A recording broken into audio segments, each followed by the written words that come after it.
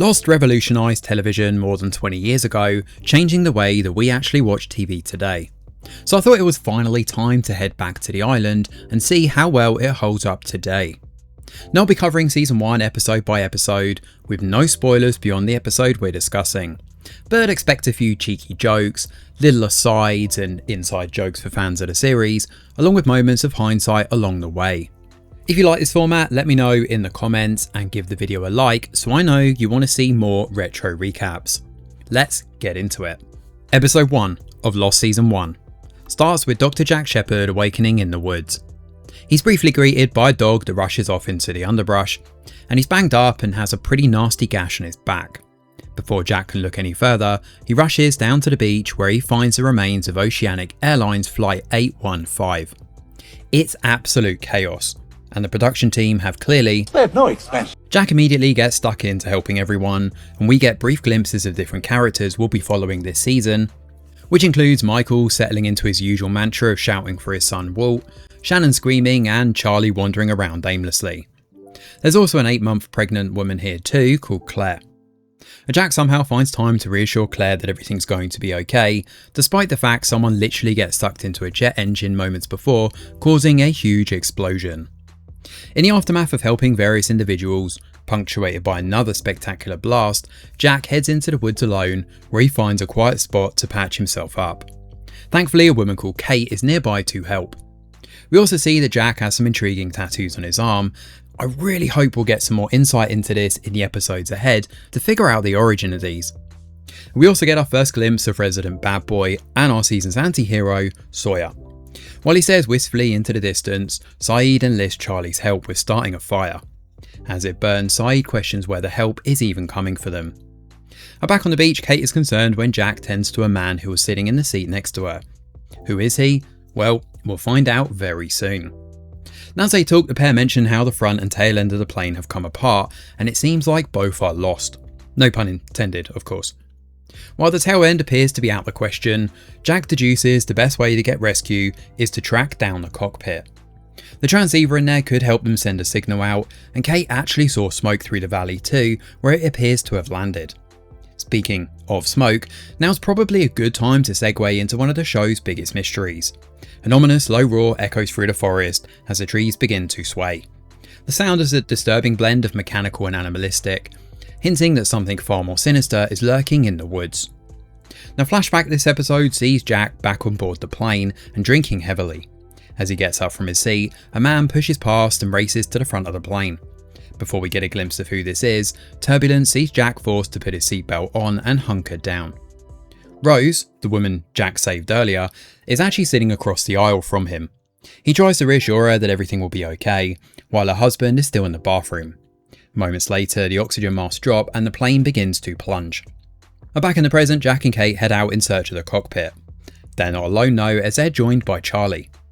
While they're out, Hurley suggests dealing with the bodies inside the fuselage, while John Locke sits by the beach, eating an orange in the most bizarre way possible.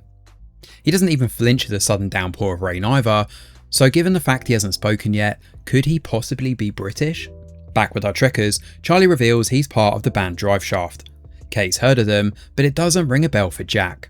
I mean, maybe Jack was off getting tattoos at the time? Who knows? Now as they continue on, they eventually stumble upon the cockpit. They make it inside and look for the transceiver, only to realise the pilot is still alive. Unfortunately, he gives them bad news. It's been 16 hours since they crashed, and 6 hours into their flight, their radio actually went out. They turned back to land in Fiji, but once they hit turbulence, they were thousands of miles off course, so while rescue could be coming, it's going to be arriving in the wrong place. Now while they talk to the pilot, Charlie takes a break in the toilet. When Kate catches up to him, he's acting visibly shady. When you gotta go, you gotta go. Unfortunately, the group find themselves cornered by whatever this monster in the woods is. As the pilot heads up to take a look, something snatches him and throws the guy into the trees. Episode 2 of Lost Season 1 starts with Jack, Charlie and Kate wandering through the woods. Kate questions Charlie about his bathroom break on board the cockpit, and he explains he was vomiting in the toilets. Kate reassures him that he's not a coward. Now flashbacks here help to flesh out more of Charlie's character. Remember that guy who pushed past Jack on the plane? Well, it turns out that was Charlie. He's actually a heroin addict and massively paranoid as a result. He races towards the front of the plane in these flashes and locks himself inside the bathroom, removing the heroin stashed inside a shoe and dropping it into the toilet. Now Charlie doesn't flush though, as just before he does, we hit turbulence. He rushes out, scrambles into a seat and puts his oxygen mask on. Away from the others, we catch a glimpse of Jin and Sun. They're a Korean couple that don't speak English, which make them prime candidates for this episode's edition of Where's Walt? Yep, Michael's lost him again. Walt is actually desperately trying to find his dog, Vincent. Now Vincent is a dog we saw across episode 1, but instead of his pet, Walt finds a pair of handcuffs. Someone on board the plane was very clearly a fugitive. Now Michael immediately brings it back to camp, prompting resident self-appointed sheriff Sawyer to go after Saeed. Jack breaks up the fight and takes charge, diffusing a very tense situation. Their more pressing concern though comes from the transceiver itself. If they can't get this going, they're never going to get rescued. Now Saeed should be able to help though, given his history as a military communications officer. He actually fought in the Gulf War too, but he needs some time to work on it. 2 seconds later. Saeed has managed to work the radio. Damn, this man is very good. He explains that they're not picking up a signal, so the solution he's come up with is to reach higher ground in the hopes they can pick up some sort of reception. Given the battery might not last long and there's a massive mountain right on their doorstep, it seems the solution is to go climbing. Jack reluctantly hangs back, given Shrapnel Man from episode 1 is in trouble. He's not looking too hot, and Jack needs to pull out the shard of metal and fix him up with some antibiotics, otherwise his injury could become infected. Since rescue isn't coming, this seems to be the only solution. Jack sends Hurley to search the wreckage for antibiotics, while Charlie takes some me time to get reacquainted with his stash of heroin before setting off on this hike. Now Boone and his sister Shannon have continued butting heads across both episodes, and they decide to go along on this hike, while they're also joined by Sawyer too. Now one of the more significant scenes in this episode, it all stems from what appears to be a simple game of backgammon on the beach. John Locke sets up the board while Walt catches up with him. He reveals his mum got sick and passed away a few weeks ago, and they've moved around a lot. He's very clearly estranged from his father, Michael. Locke explains that backgammon is played by 2 players with 2 distinct sides. One is light and one is dark. Walt is fully locked in here, so Locke leans forward and decides to share a secret with him. Back in the woods, Sawyer and Saeed almost butt heads again until they're suddenly attacked by a polar bear. Everyone scrambles off, except Sawyer, who immediately brandishes a gun and shoots the animal dead. Now in the aftermath of this, Sawyer admits he got the gun from the US Marshal on board the plane, prompting Saeed to point the finger and believes Sawyer is the prisoner. Kate then takes the gun apart, following Saeed's instructions with suspicious ease for someone apparently handling a weapon for the first time. Now at this point we jump back in time and see precisely who the prisoner is. It's Kate. The man next to her is the US Marshal, and he taunts her as they head back to the States. Turbulence hits and a suitcase immediately bashes a guy in the head, knocking him clean out. Kate scrambles for the keys, frees herself from the cuffs before the tail end of the plane is ripped off entirely. Back on the beach, Hurley helps Jack as they try to patch Shrapnel Guy up. Hurley is seriously struggling with blood, and he winds up passing out once the shrapnel is out. At this point, it should be clear that Shrapnel Man is actually the US Marshal, and he immediately asks where she is. Now meanwhile, Saeed and the others manage to get a bar on the radio. There's feedback too, and Saeed realises something is already broadcasting, and it's in French. Now we see why Shannon is here. She can actually speak French, and she translates the words on this message. Please help me, please come get me, I'm on the island alone, and the others are dead. It killed them all. This distress call has been playing non-stop for 16 years and 5 months on repeat. As the group stare out across the island, Charlie asks a question now hanging over the entire story. Guys, where the hell are we? Episode 3 of Lost begins with the US Marshal telling Jack not to trust the fugitive. In his jacket pocket happens to be a mugshot of Kate, confirming that she's the prisoner. On the way back from higher ground, Saeed decides they should make camp as they won't make it back to the beach before dark. The unspoken rule here is that a monster is out to get them, but Kate is quick not to bring up what she and Charlie witnessed at the cockpit. Instead, the group recap the French transmission, and Saeed decides they should keep this between them to avoid a panic. Honestly, everybody is keeping secrets here. I'm sure that's not going to cause any drama going forward. And Shannon is a great judge of character, and she decides, during a scuffle, that Kate should be the one to hold the gun. And this brings back flashbacks of Kate on the run in the past. She's deep in Aussie territory, and she's found sleeping in a barn in the morning by a farmer called Ray. Kate introduces herself as Annie, explaining she's Canadian and went walkabouts. Ray is not stupid, but given he's under financial pressure, offers her a fair wage and a place to stay in exchange for getting stuck in and doing chores. Kate hides her wages in a tin can, and after 3 months she decides to leave.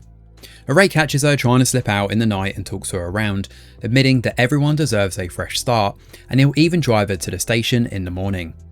Naturally, this goes horribly wrong when Ray admits he saw a picture in the post office, and that fast moving car behind them isn't Jeepers Creepers, but the marshal closing in on them. The reward is $23,000, and Ray needs to pay off his mortgage, so a man's gotta do what a man's gotta do. But it doesn't take long before she grabs the wheel, sends the car careering off the road, and almost kills Ray in the process. She does drag him away from the burning wreckage, but only long enough for the marshal to catch up and hold her at gunpoint. Back on the beach, Hurley is concerned over the mugshot of Kate, but Jack is quick to shoot down any concerns he has. I mean, it's not like she's a murderer, right? Then in the morning, the gang return from their hike and lie, explaining they weren't able to pick up a signal. Kate loops in Jack in private though about the transmission, while he lies to her about knowing she's a fugitive. This reaction is very different to Sawyer though, who gets to work looting the fuselage while Jack tries to find stronger antibiotics for the marshal. And on the beach, Charlie helps Claire with her suitcases, using a stray wheelchair to help move it around. And meanwhile, Kate goes to check in on the marshal, but he suddenly awakens, grabs her and chokes her out. Jack catches up, diffuses the situation, and during the downpour outside, speaks to Kate about her mugshot. He explains he's not a murderer, while she wants to put him out of his misery, referring to the US Marshal. And meanwhile, Michael takes a break from shouting for Walt, talking to him about Locke. That secret he shared last episode? Well, apparently a miracle happened to Mr. Locke. And Michael decides he doesn't want Walt hanging out with John Locke anymore, which goes down like a lead balloon. He also promises to look for Vincent as soon as the rain stops, and then it suddenly does. Now, that's either a crazy coincidence or someone needs to get Walt over to England immediately. Meanwhile, John Locke is busy working on a dog whistle in a far better method of finding Vincent. However, right now the only sound filling the beach is the marshal's pained cries. Jack tends to him as best he can until the marshal is lucid enough to ask for a favour. He wants to talk to Kate alone because she had a favour to ask on board the plane. This, as we soon find out, actually stems from making sure Ray gets his $23,000 reward.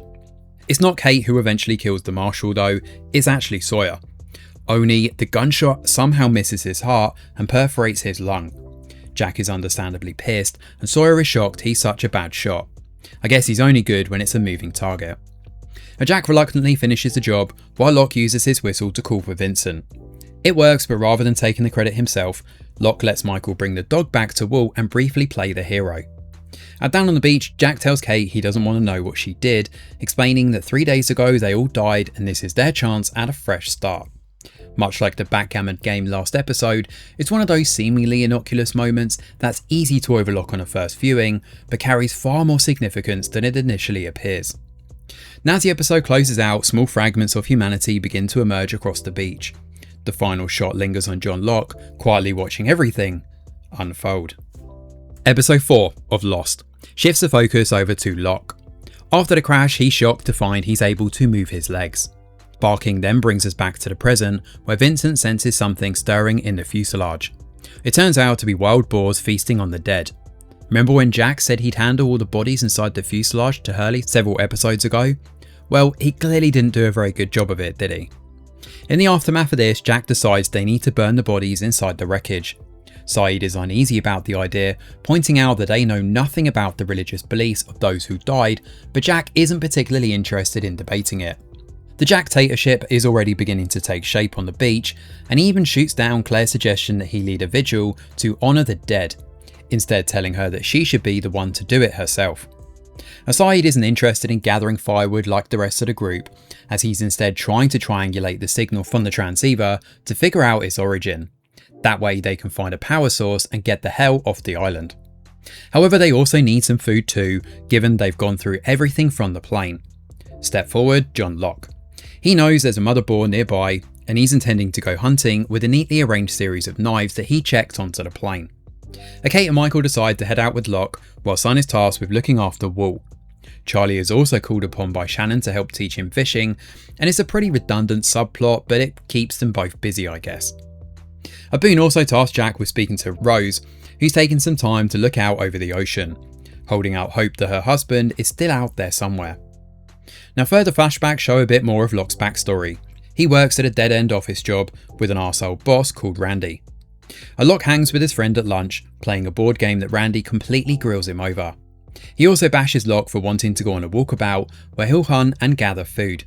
The thing is, it also doubles up as a spiritual journey, and while Randy doesn't think he can do it, Locke is driven by an innate desire to do what he can. His catchphrase, as we soon learn here, is "Don't tell me what I can't do." John Locke also has a connection with a woman called Helen, who happens to be a cool girl he's been talking to for 8 months now. He brings her that night and invites her to go on this walkabout with him, but it doesn't go well. Now, back in the present, Claire works through the possessions recovered from the plane and finds some photos from Saeed's past. She hands them over, but since this isn't a Saeed episode, that's coming later this season, that's a story for another time. And meanwhile, Kate continues Saeed's side quest by planting an antella in a tree, while Locke heads deeper into the jungle to prove that he can still hunt. Unfortunately, he wanders straight into the path of whatever this monster is.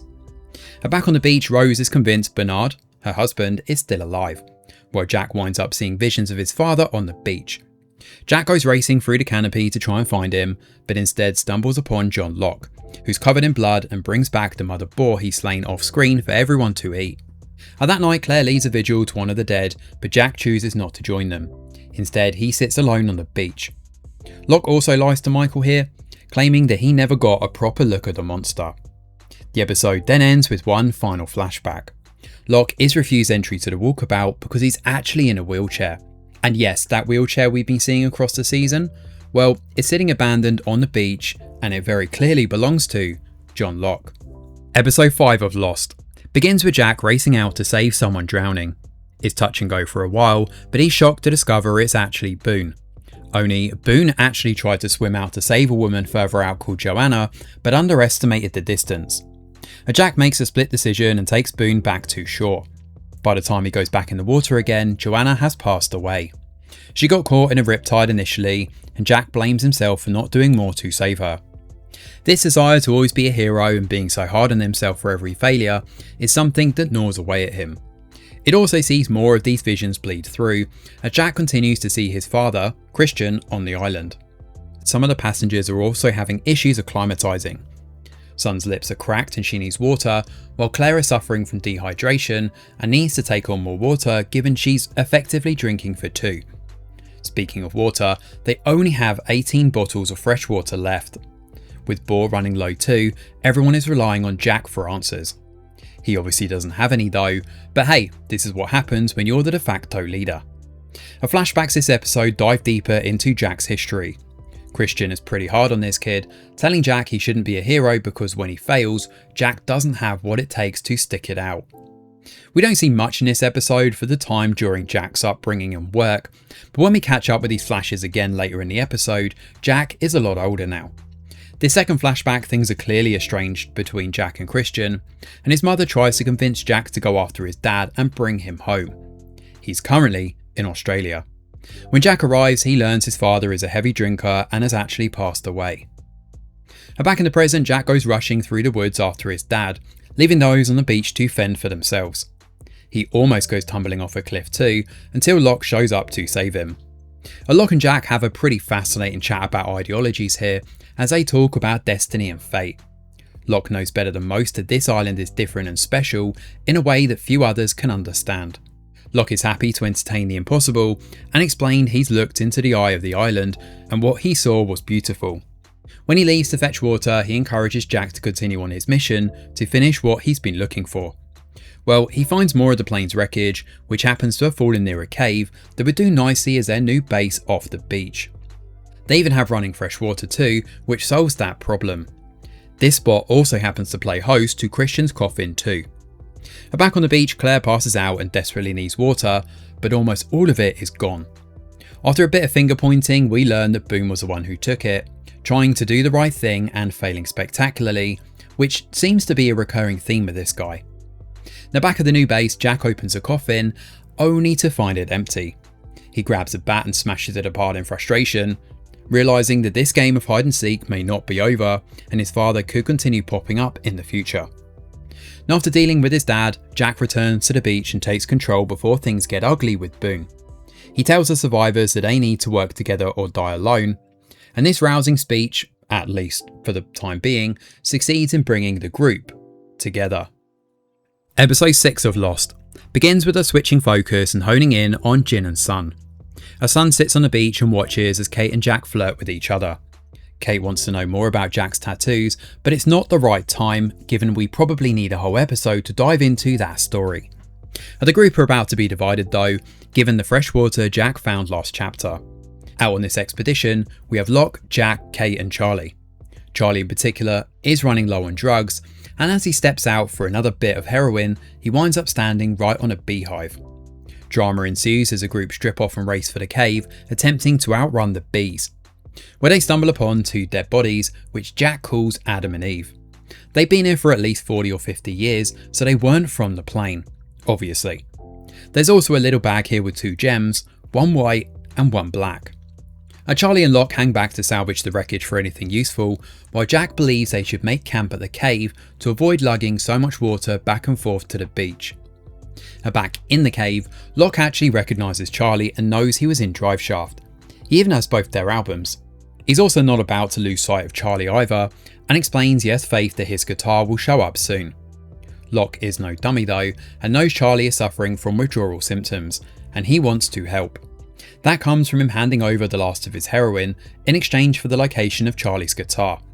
Funnily enough, this bass guitar is actually caught in the vines right above them. Now flashbacks here show how Jin and Sun first met. Jin was working as a waiter at the time, while Sun wants to leave Korea and head to America, away from her father. Sun's dad doesn't approve of Jin, but he's determined to do his best to try and win the man over for Sun's sake. Their love is palpable, and while he doesn't have a whole lot of money, he does have a big heart. Sun's father does eventually give Jin permission, but with a catch.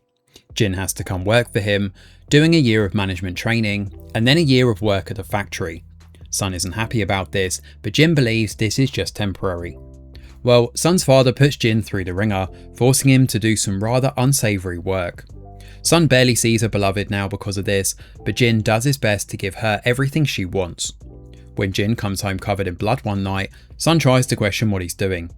Jin simply replies he does whatever her father tells him to, and this eventually sours their relationship as Jin grows bitter and resentful. However, we soon learn that Sun has been secretly doing English lessons and is intending to run away from her father and from Jin.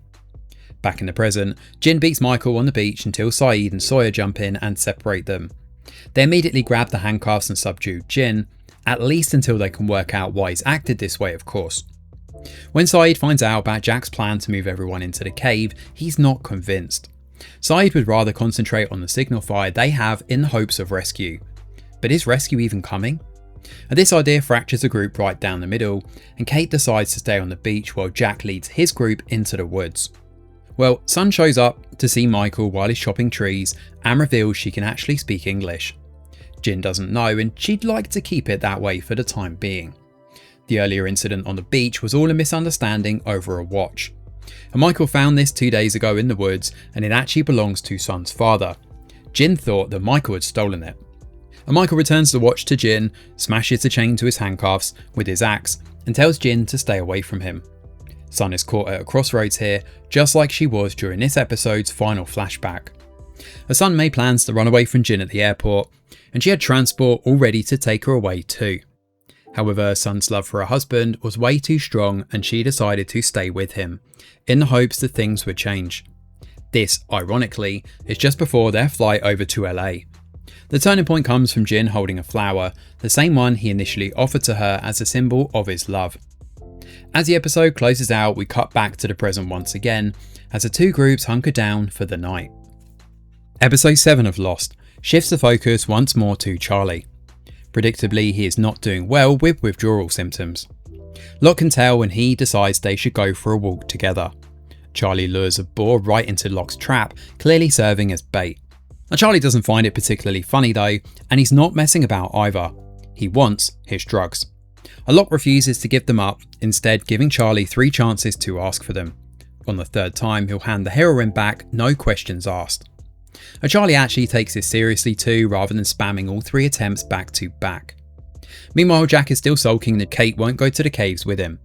He stubbornly refuses to believe Saeed has any good ideas, snubbing the distress signal, despite it clearly coming from somewhere on the island, as a foolhardy waste of time that won't amount to anything. And with Jack stomping off, Saeed works to triangulate the signal. The power cells they have are running dry and don't have much juice, so they need to fire rockets together at different locations, serving as a signal so they can then switch on the antennas. During this episode's flashbacks, Charlie heads to a confessional booth, explaining he sinned multiple times with multiple women, and he's easily succumbing to temptations that comes with the territory of being in a rock band. In a bid to try and do better for himself, Charlie seriously contemplates leaving the band. The trouble is that's easier said than done when Driveshaft are on the way up. They've just been signed on a new recording contract, and Liam, the band's lead singer and Charlie's brother, shows up at the church to see him. Liam is charismatic and very clearly a bad influence too, and a difficult man to say no to. Liam promises that if things get too crazy, they'll walk away together. However, Liam winds up taking more and more, even singing the chorus to You All Everybody that Charlie's supposed to sing, and falling down the slippery slope of doing drugs. Things don't get much better in the next scene either, as Liam misses soundcheck, rehearsals and messes up on stage. Charlie wants to walk away, but Liam refuses, bringing up how Charlie is useless and replaceable. We then cut forward in time during this final flashback, where we see that Liam has turned his life around in Australia. He's out of the band, has settled down with a daughter and wife, while Charlie is fully in on Driveshaft. He's in Australia to bring Liam back to the band, given they're about to go 8 weeks on tour, which could be their big comeback. However, Driveshaft won't be booked without Liam on board too. Given Charlie is still using and even has the shakes, Liam's face drops into disappointment. He refuses to join Charlie and instead offers to get his brother some help with his addiction. Charlie is disgusted and eventually leaves, believing his brother has never looked out for him. Back in the present, Charlie struggles with feeling useless in the caves and confronts Jack about this. Only a cave-in causes Jack to get stuck behind a fallen load of rocks. Hurley sends Charlie out to the beach for help. Now a whole group of people head to the caves, where Boone decides to leave Shannon behind to handle the beach's antenna. Michael has a history in construction, so he takes a break from shouting for Walt to organise traffic instead. They dig through and find Jack, but he's pinned in. Given how small the gap is, Charlie volunteers himself to help, crawling through the tunnel to Jack. When another cave-in occurs, Charlie does his best to help free Jack, along with relocating the man's shoulder. Kate comes bumbling in too, abandoning her antenna role, which she leaves to Sawyer, to help with the rescue operation. Now back in the cave, Jack knows Charlie is suffering withdrawal symptoms and reassures him that he's not useless. Funnily enough, Charlie winds up seeing a moth in their confined space, and he follows its path up another tunnel that leads outside. The pair re-enter the cave entrance, where Kate hugs Jack when she sees him.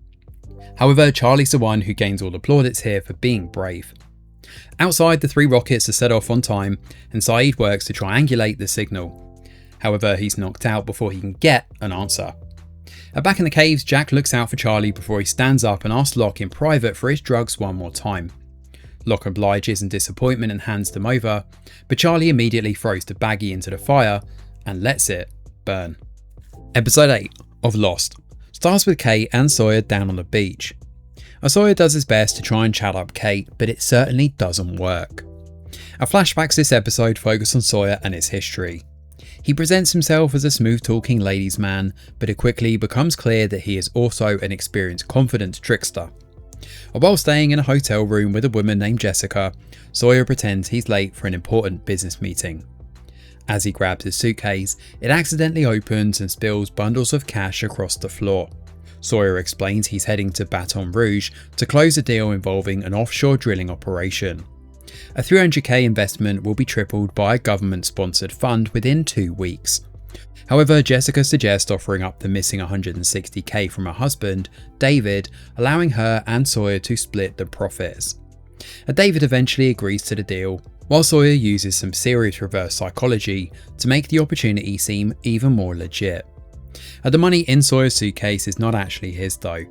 He borrowed it from a dangerous associate named Kilo, who expects Sawyer to return it along with 50% of the profits. Given the type of man Kilo is, failure is certainly not an option. However, Sawyer's confidence begins to crack when he visits Jessica and David's home and notices their young son. The sight of the family stops him in his tracks, reminding him of the childhood trauma hinted at through the letter he carries. Sawyer abruptly abandons the con and tells Jessica that a deal is off, leaving without taking David's money. Back in the present, Jack patches up Saeed after he was bashed in the head last episode. The equipment has been destroyed and he's not happy. They're interrupted by a bloody Boone showing, having been beaten by Sawyer for rooting around in his stuff. A Boone explains that Shannon has asthma and has been using an inhaler that's now run out. A Boone believes Sawyer has Boone's luggage, given the Watership Down book he's been reading is actually Boone's. So Jack heads straight down to the beach to confront Sawyer. The pair are immediately at loggerheads, given their differing ideologies, but Sawyer is not about to give up any of his stuff anytime soon without a fight. Jack is loath to resort to violence here, so that's where Kate comes in. Given Sawyer initially said they had a connection, Kate wants to know his deal. Charlie starts to get close to Claire down on the beach, who's still holding out hope for rescue. He strikes a deal with her to get Claire peanut butter in exchange for moving her into the caves. Elsewhere, Saeed continues his investigative efforts, trying to find who struck him, while Locke points immediately at Sawyer as the culprit. Saeed not only has an incentive to figure this out, but also a desire to get Shannon's medicine too. Jack gives a nod for him to go and torture Sawyer for answers, with his years serving in the Republican Guard coming in very handy here. Now, after some torture, Sawyer eventually concedes, but he'll only tell Kate after she kisses him. Reluctantly she does, and Sawyer then admits he never had the inhalers. The book washed up on shore and he never had Boone's suitcase. Kate is pissed and smacks him before telling Saeed and Jack about Sawyer's deception. Saeed eventually stabs Sawyer when a scuffle ensues between the two, but Saeed winds up hitting an artery, forcing Jack into emergency surgery mode. Sawyer is eventually patched up, but Kate confronts him about the letter she read earlier. It turns out Sawyer wrote the letter as a child to the original Mr. Sawyer, a confidence man who had an affair with his mother, conned his parents out of their money, and ultimately destroyed his family. Sawyer is not even his real name. He was born James Ford, but adopted a conman's name while searching for him, intending to deliver the letter and finally take revenge.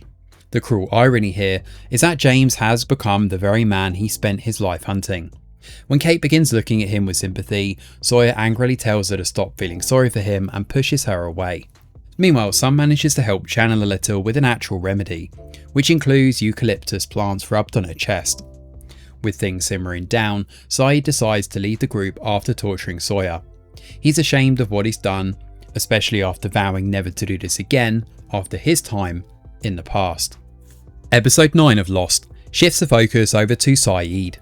Away from the others, he finds a cable on the beach leading deeper into the woods. There are traps here with tripwires, but despite doing his best to try and avoid it, Saeed winds up captured and strung upside down. It's nightfall before anyone finds him, and it's not any of our main ensemble that do. Instead, he's cut down by a crazed masked figure that takes him away. When Sawyer awakens, he finds himself tied to a metal bed frame, with a woman asking for Alex's whereabouts. With no answers to give, Saeed is tortured mercilessly. He reveals what he knows about the transmission, and it's here where we learn that his torturer happens to be the very woman who recorded that message, Danielle Russo. Danielle shows herself to Saeed and reveals she knows what he is before knocking him out again. There's a lot of this in the episode, guys, so you'll have to get used to these little blackout scenes. Danielle believes Saeed is one of the others, and when he regains consciousness, wants to know about Saeed's lover in his past and the one in the photos, Nadia. Guess it's time for some flashbacks. So jumping back in time, we see more of Saeed's history in the Republican Guard. He's a skilled torturer, impressing his superior Omar so much that he's reassigned to the intelligence division. However, Saeed has a soft spot for a woman called Nadia. She's suspected of helping Kurdish and Shiite insurgents, and the authorities believe she has valuable information. Saeed is then ordered to torture her until she gives them those answers. The problem is Saeed knows Nadia from his past. They grew up together, and despite everything that's happened, he still cares deeply for her. Nadia is covered in scars from previous encounters with the Republican Guard, but she survived every interrogation and refuses to reveal anything. Saeed is deeply conflicted and secretly tries to help Nadia while she's being held captive.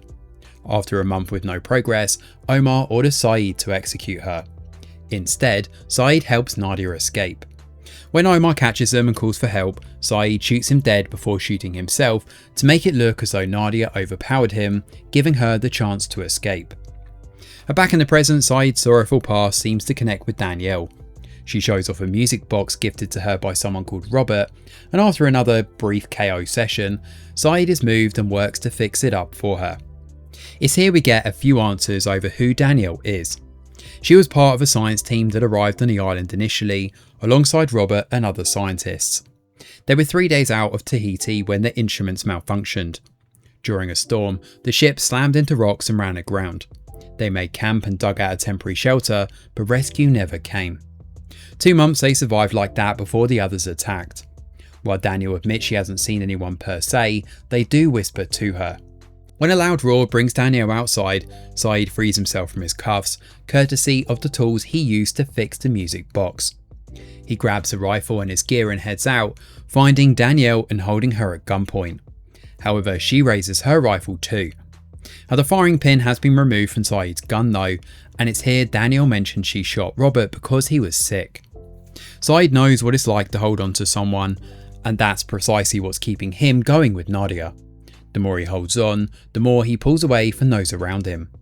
The words encourage Danielle to let Saeed go, but she warns him to watch the people closest to him. As one final aside, we learn that Alex was actually her child. Back on our beach, Sawyer is isolated from the others, while Kate is worried about Saeed. He's been gone for several days now, and she's obviously unaware of his torturous ordeal. Hurley decides the best thing for the group right now, given how tightly wound they are, is to have a bit of fun. After all, with an island full of potential monsters and traps, a bit of downtime wouldn't go amiss, right? Well, Hurley builds a golf course, which chews up way too much time in this episode, while Locke befriends a new character called Ethan. Just before going on the hunt, Walt tries to encourage Locke to let him go too. Michael awakens and once again shouts Walt, stopping that in its tracks. It doesn't last long though, as Walt slips away from Michael during a golfing session, wanting to hang with Locke and learn how to throw knives. Saeed tries to find his way back to camp, but in the woods he winds up hearing the whispering coming from the trees. Well, maybe Daniel isn't quite so crazy after all. Episode 10 of Lost Season 1 begins with Claire having a bad dream, hearing her baby crying out in the woods. We get a mixture of surreal imagery and guilt, all wrapped up together in a nightmarish fever dream that ends with Claire awakening, screaming hysterically. The blood is real though, and as Charlie calms her down, he, and by extension Jack too, learn that Claire has dug her nails 1/4 inch into her palms. She's never sleepwalked before and everything seems to be okay with her baby. Our flashbacks flesh out more of Claire's past here, with Claire finding out she's pregnant. Her partner Thomas is incredulous, but eventually decides they should try and give parenting a go. Thomas is an aspiring painter and Claire doesn't have much going for her, but he talks her around painting, no pun intended guys, an idealised version of their life together. In the midst of this, Claire heads off to visit a psychic called Mr. Malkin, but it doesn't go well. He freaks out and sees bad omens in her future. He shakily hands back her cash and refuses to continue the reading. The next flashback later in the episode is not so favourable. Thomas changes his mind about the baby and breaks up with Claire. He even throws a pregnancy back in her face and leaves Claire stranded. Determined to figure out what her future holds, Claire returns to the psychic once again. He urges Claire to make sure she's the only one who raises her child. Anyone other than her will cause danger to consume her future. There's no happy life for Claire's child without her, but Claire is adamant she's giving the babe up for adoption. Claire changes her mind at the last second, dipping out of adoption, and asks Malcolm for help. Now his plan involves Claire getting on a flight the next day out to LA, which must happen. Back in the present, Kate is still worried about Saeed. It's been a week since he ventured out into the jungle, but Jack is confident that he's okay. However, Claire is another matter. He knows that she's close to giving birth, and Claire is almost certainly going to do so on the island. Claire has another bad dream that night, this time involving someone grabbing her and trying to hurt her baby. Her piercing screams wake everyone up at the caves, sending Hurley, Charlie and Jack into the woods to comb for clues. Hurley believes they need to tighten security here, and that comes from starting a registry with basic details about all the passengers and learning just who they're living with. It seems like a smart move, to be honest, and it's crazy it's taken 10 episodes for anyone to even suggest this. Hurley does the rounds until Boone comes up with the idea of cross-referencing the names against the plane's manifest. However, Sawyer currently has it, and he actually lets Hurley take it without much of a fuss. Jack, meanwhile, doubts Claire was even attacked. He's more concerned that her anxiety and heightened stress are serious, and it could trigger an early labour if they're not careful. Jack offers up some sedatives that won't hurt her baby, but will calm her down. Well, this gesture has the complete adverse effect on Claire. She's not happy that Jack doesn't believe her, and eventually decides to pack up and head back to the beach. Given Charlie is trying to look out for her, he follows Claire into the woods, where it seems like she might be going into labour. Charlie scrambles into the woods, passing the message on to Ethan, who's nearby, telling him to go and get Jack. As Claire and Charlie talk, the former realises that there was no adoptive couple waiting for her in LA. All of this was a ploy from the psychic to get Claire on that specific plane. Did he know it was going to crash? Reeling over this, Claire's contractions seem to stop, while Saeed stumbles into the cave, warning that there are others on the island. As the episode closes out, Hurley rushes to the caves and brings up there's someone in their group who isn't on the manifest or on the plane. It's Ethan. Unfortunately, Ethan catches up with Claire and Charlie, cornering the pair in the woods. Episode 11 of Lost is one of the best episodes in the season, and buckle up because this one is quite the thrill ride. We begin with Jack realising with horror that Ethan is not part of the Oceanic Flight. Locke and Jack lead the charge to get their comrades back, finding Claire's bag and 3 distinct set of footprints. Jack wants to march headfirst into the woods and blindly track Charlie and Claire, but Locke isn't so sure that's the smartest move. He thinks they should go back to the caves and organise a search party. That doesn't fly with a good doctor though, and he charges off in the direction of the footprints. Locke collects up some gear from the caves, with Boone and Kate joining in the hunt. They quickly join back up with Jack, who has just run round in circles. Locke encourages him to head back and step into his role as a doctor, but Jack refuses to do so. It's here where Jack and Locke butt heads, with Jack in particular pressuring Locke to step up the hunt while his tracking skills are flagging. Jack feels guilty after brushing off Claire's concerns, and it's clearly eating away at him. Now, flashbacks this episode dive back to see Jack during his time as a spinal surgeon. He refuses to give up on a patient, even when they've passed, showing his never say die attitude. Jack refuses to call time of death on his patient as well, despite Christian standing over him and demanding that he stop. Jack won't give up, creating even more friction between the two. Now we soon learn here why Christian was performing the surgery in the first place. When the patient arrived in the ER, one of the nurses noticed Christian's hands were shaking because of his alcoholism, so she called Jack in to assist. Christian made a fatal mistake during the operation, but refuses to take responsibility for it. Instead, he pressures Jack into helping cover it up by signing paperwork that shifts the blame away from him. Jack is convinced his father was impaired and refuses. The problem is Jack was the surgeon officially listed on the case, meaning he could take the fall himself, while Christian would lose his medical license. Eventually, Christian wears Jack down. Admitting he's been hard on his son over the years, he insists this is his entire life and promises it'll never happen again. However, everything changes when the woman's husband threatens legal action against the hospital. As Jack listens to Christian's fabricated version of events during a medical board hearing, he learns for the first time that a patient was actually pregnant. This revelation changes everything, and now unable to live with the lie any longer, Jack interrupts the hearing and revises his statement on the spot. Now back in the present, the group find Charlie's trademark finger tape on the floor. The trail splits in two, with Kate explaining that she actually has a history of tracking. Boone and Locke go in one direction, while Kate and Jack head off in the other. When Sawyer finds out Saeed is back, he's not particularly happy to see him. The pair do patch up their differences somewhat, with Saeed explaining he's ashamed of the torturing and left because of it. With the tide coming up down on the beach, Sawyer catches Saeed off guard by mentioning he's kept the signal fire burning all this time. A chaos ensues though when Jack hears screaming from his side of the jungle and follows it blindly straight into the path of Ethan. He warns Jack that if he continues to follow, he's going to kill one of them. After a small scuffle, Ethan boots Jack in the face and knocks him out. The rain has washed away the trail, but Jack and Kate do find Charlie strung up on a tree not long after and manage to cut him down. Jack does his best to revive Charlie, thumping his chest repeatedly and saving his life. It's certainly touch and go for a while, and it's a pretty emotional moment when he finally does regain consciousness, especially as it harks back to Jack's past and how haunted he was over losing his patient. Back at the caves, Charlie and the gang return, but Claire is nowhere to be seen. Charlie is haunted by what he's endured and explains that all they wanted was Claire. But why? Boone and Locke are still out in the woods though, and they stumble upon a strange steel hatch.